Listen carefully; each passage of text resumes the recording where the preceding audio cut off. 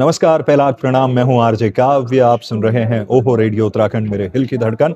हमारे जो गांव वाला के जितने भी सुनने वाले देखने वाले हैं, आप सबको प्रणाम करता हूं और आपसे ये कहता हूं कि देखिए, ये देश गांव का बना हुआ है। इसमें शहर तो बाद में बने, लेकिन गांव इसमें हजारों सालों से थे। और गांव की जो मिट्टी होती है, गांव की जो खुशबू होती है, गांव आपकी जड़ें हैं। आप अपनी जड़ों से दूर मत होइए। एग्जाम्पल के तौर पर अगर बोलूं, एक आर्टिस्ट कैसा होता है ना, कि मान लीजिए आप गाड़ी के अंदर बैठे हैं, आप अपनी मंजिल पे पहुंचते हैं तो आप उस गाड़ी को थैंक यू कहते हैं, गाड़ी के आगे फोटो खिंचाते हैं, देखो मैं लेह लद्दाख पहुंच गया, ये पहुंच गया। कभी आपने किसी को टायर के साथ फोटो खिंचाते हुए देखा है? तो आई थिंक ये वही चीज है कि जिंदगी में जो हमारे अप्स एंड डाउन्स होते हैं ना, वो अप तो है वो उसका स्टेयरिंग, उसका शीशा, उसका छत, उसका सनरूफ, और उसका डाउन है उसके टायर। वो टायर पूरी सड़क में कितने गड्ढे, कितने कील, कितने पत्थर, कितने कांच से गुजरा है, वो वही जानता है। लेकिन वो कभी ये नहीं कहता गाड़ी को कि यहाँ पे कांच आ गया, अब मैं गाड़ी गिरा दूंगा। 2008 में मेरी पहली जॉब थी, ऑफिशियल जॉब। उससे पहले इंटर्नशिप मैंने कानपुर में करी थी, एक चैनल के साथ में, वो एक आध हफ्ते की थी। और जॉब मेरा 2008 में जोधपुर में था। उस वक्त मेरे को नेट टेक जो मेरा आता था सैलरी, 8,460 रुपये आते थे। तो मुझे ध्यान है 3,000 रुपये का मेरा रूम था, 3,000 रुपये मेरे टिफिन के चले जाते थे, एक आध हजार मेरा फोन का बिल आ जाता था। तो 1,000 1,500 रुपये बचते थे, जिसमें शायद क्योंकि आप आरजे हो, आपको दिखना भी ठीक है, आप अपने कपड़ों पे खर्च कर रहे हो या कुछ, तो एक्चुअली कुछ नहीं बचता था। नमस्कार दोस्तों, स्वागत है आपका गांव वाला चैनल के एक और वीडियो पे। दोस्तों आज की वीडियो बहुत ही बढ़िया होने वाली है। आप जानते हैं कि सोमेश्वर घाटी के लजुड़ा गांव से मैं वीडियोस बनाता हूं और अक्सर अपनी वीडियो में उन लोगों को दिखाता हूं जो हमारे उत्तराखंड में, हमारे पहाड़ में कुछ विशेष कार्य कर रहे हो, खासकर कृषि, बागवानी या फिर स्वरोजगार के क्षेत्र में। इसके लिए मैं एक गाँव से दूसरे गाँव, एक जगह से दूसरी जगह जाता हूँ और ऐसे लोगों से मिलने की कोशिश करता हूँ। लेकिन आज की वीडियो कुछ अलग है, क्योंकि आप जानते हैं कि मेरे चैनल पर कुछ अलग अलग तरह की सीरीज भी चलती है। उसमें से एक सीरीज का नाम है कलाकार के द्वार। तो कलाकार के द्वार सीरीज का आज दूसरा एपिसोड शूट करने के लिए मैं जा रहा हूं देहरादून, आरजे काव्य जी के पास, उनके ऑफिस में। आप जानते हैं कि आरजे काव्य बहुत ही शानदार कलाकार है। उनका एक ओहो रेडियो करके चैनल है, जो पहले केवल डिजिटल रूप में था, लेकिन अब एक एफएम चैनल का रूप ले चुका है और माननीय मुख्यमंत्री जी के द्वारा उसका उद्घाटन होना है, उसका शुभारंभ होना है। तो उसी के सिलसिले में मैं जा रहा हूँ देहरादून और इस दौरान उनका ऑफिस दिखाएंगे और आरजे काव्य से बातचीत भी करेंगे, उनसे जानेंगे कि एक छोटे से गाँव का लड़का आखिर इतने बड़े मुकाम तक कैसे पहुँच गया, क्या उनकी यात्रा रही। तो काफ़ी बढ़िया वीडियो होने वाली है। अभी तक आपने मेरे यूट्यूब चैनल गाँव वाला को अगर सब्सक्राइब नहीं किया है तो कर लीजिए, और अगर फेसबुक पर है तो फॉलो कर लीजिए। शुरू करते हैं आज की एक खास वीडियो।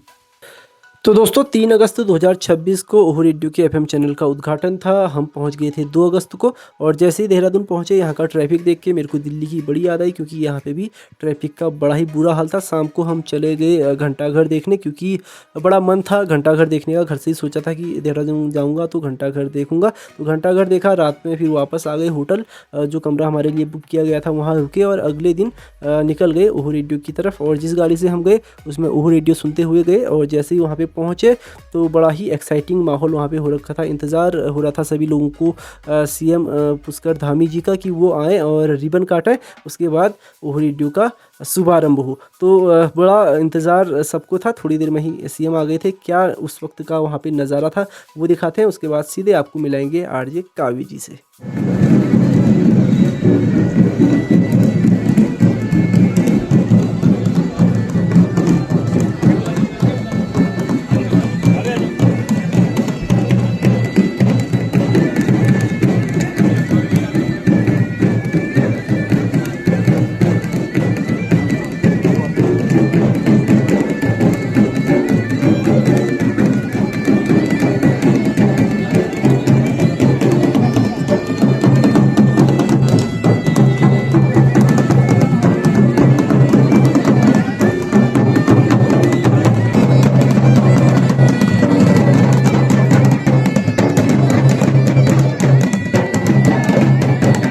फिलहाल हम पहुंच गए हैं ओहो रेडियो के स्टूडियो में, ऑफिस में। ये देखिए, अभी अभी इसकी ओपनिंग हुई है। थोड़ी देर पहले मुख्यमंत्री आए थे, उन्होंने इसकी ओपनिंग की। तो यहाँ से कुछ इस तरह का रोड दिखता है नज़ारा, लेकिन अंदर ऑफिस कैसा दिखता है मैं आपको दिखाता हूँ। यहाँ पे लिखा है ओहो रंगमंच में आपका स्वागत है। अंदर चलते हैं, ये इनका ऑफिस है। तो कुछ इस तरह से यहाँ पे स्टाफ है, काम कर रहा है जो। हाँ जी, स्टाफ पूरा इस तरह से यहाँ पे काम कर रहा है। और अभी बहुत बढ़िया से मतलब सभी लोग यहाँ पे बैठे नहीं क्योंकि आज इनकी ओपनिंग है, कल से ऑन एयर होंगे। तो दोस्तों ये है मेन स्टूडियो जहाँ से सभी आरजे जो है ऑन एयर होंगे और कुछ इस तरह से यहाँ पे सारे सिस्टम रखे हुए हैं। ये है दोस्तों इनका कैफेटेरिया, देख सकते हैं आप, काफी सुंदर इन्होंने बना रखा है। बाकी मैं बातचीत करता रहूंगा सर से, अभी सर से मिलेंगे, आरजी कालवी से मिलेंगे, उनसे बातचीत करते रहेंगे और जो भी विजुअल हैं ऑफिस के वो आपको मैं दिखाता भी रहूंगा, मतलब बी रोल में चलते हुए रहेंगे। तो दोस्तों अभी मेरे साथ है आरजे काव्य, जिनके साथ मैं आया हूँ सोमेश्वर से यहाँ पे। तो सर स्वागत है आपका गाँव वाला चैनल पे। बहुत बहुत धन्यवाद आपको। और सबसे पहले आपको बहुत बहुत शुभकामनाएं कि आपने आप एफएम पे आ चुका है ओहो रेडियो। तो सबसे पहले थोड़ा सा आप अपना हमारे दर्शकों के लिए परिचय अपना बता दीजिए। देखिए, मेरा नाम काव्य है, बागेश्वर का रहने वाला हूँ और 2021 में हम लोगों ने उत्तराखंड के और देश के पहले डिजिटल रेडियो के तौर पे शुरुआत करी थी, जो कि ऐप के माध्यम से लाखों लोग उसको पहाड़ में और बाहर सुनते हैं। और अब हम लोग एफएम चैनल्स की दुनिया में अब आगे बढ़ रहे हैं और देहरादून के साथ शुरुआत हो रही है। तो देहरादून में हमारा पहला एफएम जो है लॉन्च हो चुका है, माननीय मुख्यमंत्री जी ने इसको आज लॉन्च किया है। इसके बाद हम हल्द्वानी और हरिद्वार की तरफ बढ़ेंगे। तो आपके सभी देखने वालों को बहुत बहुत धन्यवाद। तो सर कहाँ आपकी पढ़ाई लिखाई हुई थी? मेरी पढ़ाई बागेश्वर में हुई है 10th तक। उसके बाद 11th-12th मेरा दिल्ली में हुआ था गवर्नमेंट स्कूल से, और 12वीं के बाद में मैं रेडियो में आ गया था 2008 में। तो तब से तकरीबन 18 साल इस फील्ड में हो चुके हैं। तो एक छोटे से गांव से आप निकले और यहाँ तक पहुँच गए हैं। तो जब आप आए थे इस रेडियो जॉकी बनने, तो कैसे आपको ये समझ में आया कि आपको इस फील्ड में जाना चाहिए? नहीं, एग्जैक्टली तो ये क्लैरिटी नहीं थी कि रेडियो में आना है, लेकिन थोड़ा म्यूजिक वगैरह का शौक था, स्कूल में पहाड़ी गाने गाता था। तो जब दिल्ली गया, वहाँ नए नए एफएम चैनल्स की शुरुआत हुई थी, तो मुझे लगा कि ये बड़ा अच्छा काम है जिसको मैं शायद कर जाऊंगा। तो गया और ऑडिशंस देने लगा, इंटरव्यूज देने लगा, और करते करते जो है 2008 में मेरी पहली जॉब हुई। और फिर जोधपुर, कानपुर, जयपुर, कलकत्ता, दिल्ली होते हुए देहरादून आया। और 2021 में जैसे मैंने बताया कि ओहो रेडियो की ऐप बेस्ड रेडियो के तौर पे शुरुआत हुई, और अब एफएम की तरफ हम लोग बढ़ रहे हैं। तो ऐप बेस्ड और एफएम में क्या अंतर है एक आम आदमी के लिए, अगर आप एफएम की टेक्नोलॉजी पुरानी है टेक्निकली अगर देखें, लेकिन उसका लाइसेंस भारत सरकार का सूचना प्रसारण मंत्रालय देता है, जो कि करीब 5-7 साल में एक बार जनरली आप ले पाते हैं कमर्शियल एफएम रेडियो का लाइसेंस। कम्युनिटी रेडियो के लिए आप अलग से कर सकते हैं, उसमें 1-2 साल लगता है।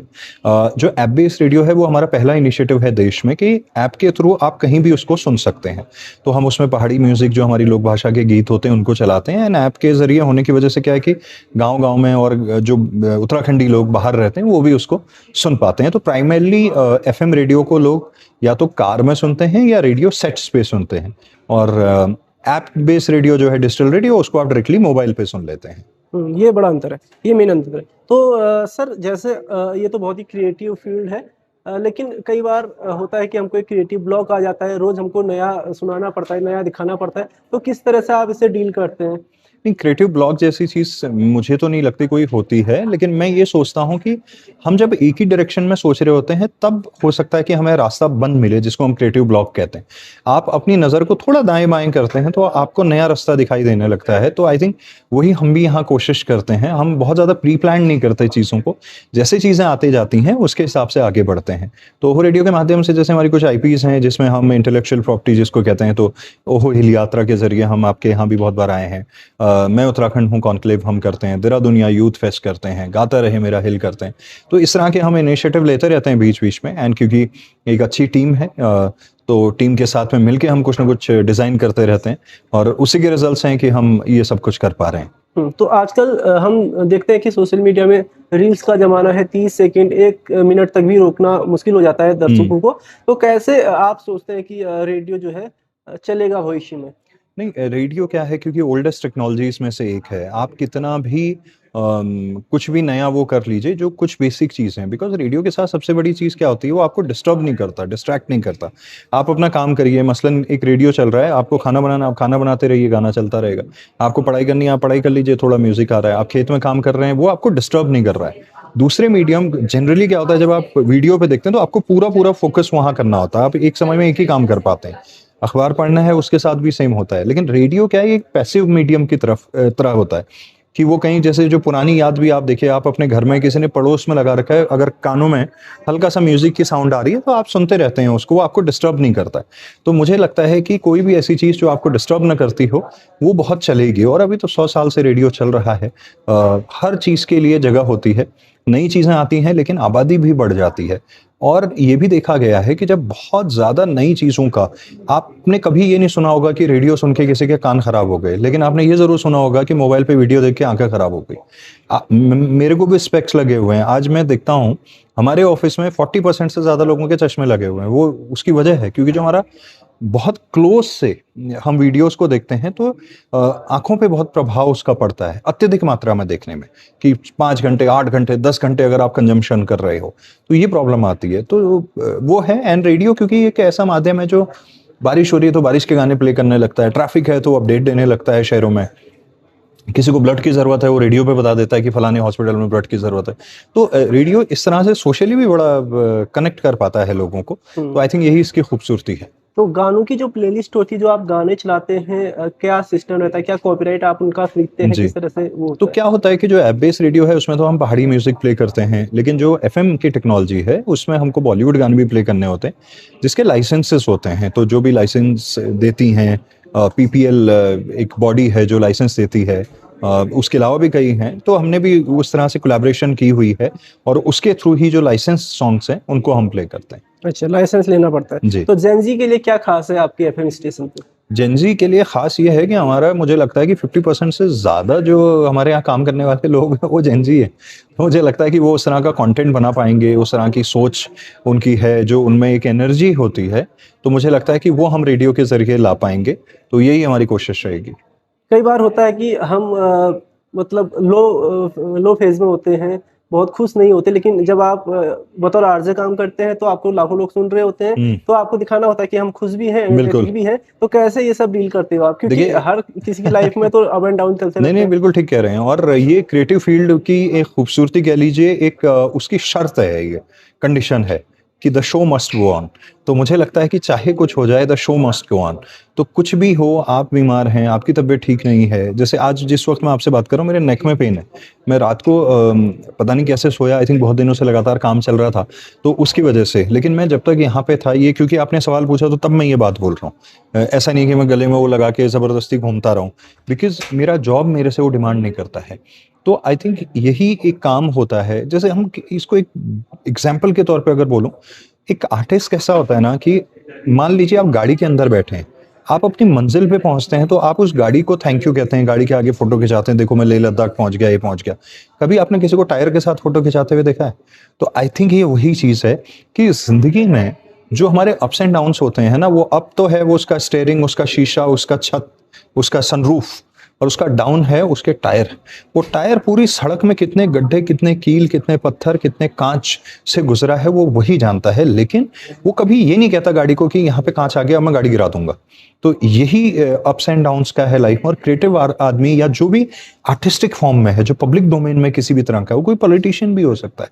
मैं बहुत सारे पॉलिटिशियंस की लाइफ देखता हूँ कि जितनी आसान हमको लगती है उतनी आसान होती नहीं है। उनकी जो कमिटमेंट्स होती है, हजारों लोगों से दिन भर में मिलना है, फिर भी कोई कहता है कि मुझसे नहीं मिले 1000 लोगों से मिलने के बाद भी। तो मुझे लगता है कि ऐसा ही है और इसको ऐसे ही सोचना चाहिए कि अगर हम इस फील्ड में हैं, पब्लिक डोमेन में है, तो उसकी पहली शर्त यह है, the show must go on. तो जब आपने पहली जॉब की थी, क्या सैलरी उसमें थी? इंटर्न बतौर या इंटर्न गए थे या फिर वैसे गए थे? तो क्या सोचा था उस समय कि कभी हमारी भी खुद की यार कंपनी होगी? 2008 में मेरी पहली जॉब थी, ऑफिशियल जॉब। उससे पहले इंटर्नशिप मैंने कानपुर में करी थी, एक चैनल के साथ में, वो एक आध हफ्ते की थी। और जॉब मेरा 2008 में जोधपुर में था। उस वक्त मेरे को नेट टेक जो मेरा आता था सैलरी, 8,460 रुपए आते थे। तो मुझे ध्यान है 3,000 रुपये का मेरा रूम था, 3,000 रुपये मेरे टिफिन के चले जाते थे, एक आध हज़ार मेरा फ़ोन का बिल आ जाता था। तो 1,000 1,500 रुपये बचते थे, जिसमें शायद क्योंकि आप आरजे हो, आपको दिखना भी ठीक है, आप अपने कपड़ों पे खर्च कर रहे हो या कुछ, तो एक्चुअली कुछ नहीं बचता था। लेकिन वो मैंने अर्निंग से ज़्यादा लर्निंग के लिए, क्योंकि शुरुआत करनी थी। मैंने 2.5 साल वहाँ काम किया, फिर मैं कानपुर गया एक दूसरे चैनल, फिर जयपुर गया, फिर कलकत्ता गया, तो करते करते एक लेवल पे पहुंचा। लेकिन हाँ, ये बात आपने जो सवाल पूछा ना, मुझे याद आ रहा है 2008 में जब मैं जोधपुर में था, एक पिक्चर हॉल वहाँ पे जी ग्रुप का खुल रहा था, तो उसमें एक व्यक्ति आए थे, मध्य प्रदेश के थे, तो उन्होंने मेरी शक्ल देखते हुए उनको लग गया था मैं यहाँ से नहीं हूँ। उन्होंने पूछा कि आप राजस्थान के नहीं लगते हैं। मैंने कहा नहीं, मैं वहाँ का नहीं हूँ, मैं उत्तराखंड का हूँ। उन्होंने बोला कितने साल काम करोगे, और पता नहीं कैसे मेरे मुंह से निकला, मैंने कहा शायद मैं 10 साल बाहर काम करूंगा और उसके बाद मैं अपने गाँव जाऊंगा बागेश्वर और वहाँ कुछ रेडियो स्टार्ट करूंगा। मैंने ऐसा बोला था, और आप देखिए कट्टू ठीक 2018 में मैं बागेश्वर तो नहीं लेकिन मैं देहरादून पहुंचा, और ठीक 2 साल बाद जो है हमारा वो रेडियो स्टार्ट हो गया। कई बार कहते हैं जिंदगी में जो आप सोचते हैं, जो मैनिफेस्ट करते हैं, वो सच हो जाते हैं। इसलिए अच्छा सोचना बहुत जरूरी है। सोचना शुरू करेंगे तो प्रयास करेंगे, प्रयास करेंगे तो सफलता मिलेगी। तो मुझे लगता है सोचना शुरू करना बहुत जरूरी है। तो सर जाते जाते इस बातचीत को आप समाप्त करते हैं, लेकिन एक संदेश मैं चाहूंगा कि आप गांव वाला के जो दर्शक हैं उनको दें, वो भी दें आप जैसे आप रेडियो में बोलते हैं उस तरह से कुछ। चलिए, नमस्कार, पहला प्रणाम, मैं हूं आरजे काव्य। आप सुन रहे हैं ओहो रेडियो उत्तराखंड, मेरे दिल की धड़कन।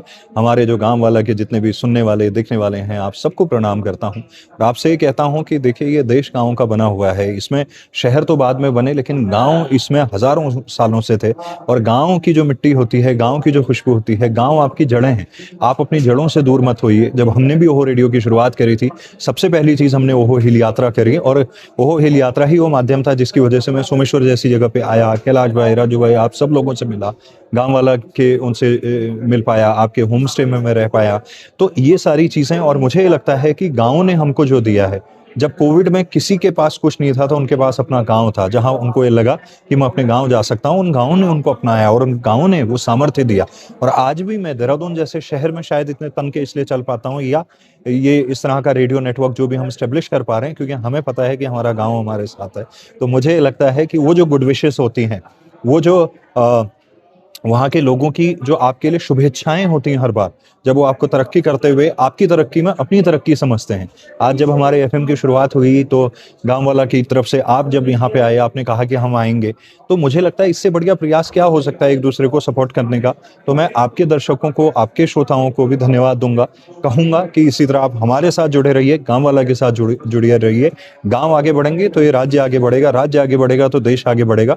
और नेशन बिल्डिंग में गाँव की जो भूमिका है, जरूरी नहीं कि हर आदमी दिल्ली में जाके झंडा फहराए तभी वो नेशन बिल्डिंग में कंट्रीब्यूट करता है। आप अपने खेत को संभाल लोगे, अपनी गली को संभाल लोगे, अपने घर आंगन को आप समृद्ध कर दोगे, तो आपका कंट्रीब्यूशन आपके राष्ट्र के निर्माण में सबसे बड़ा है। तो बहुत बहुत धन्यवाद आप सब लोगों को। धन्यवाद।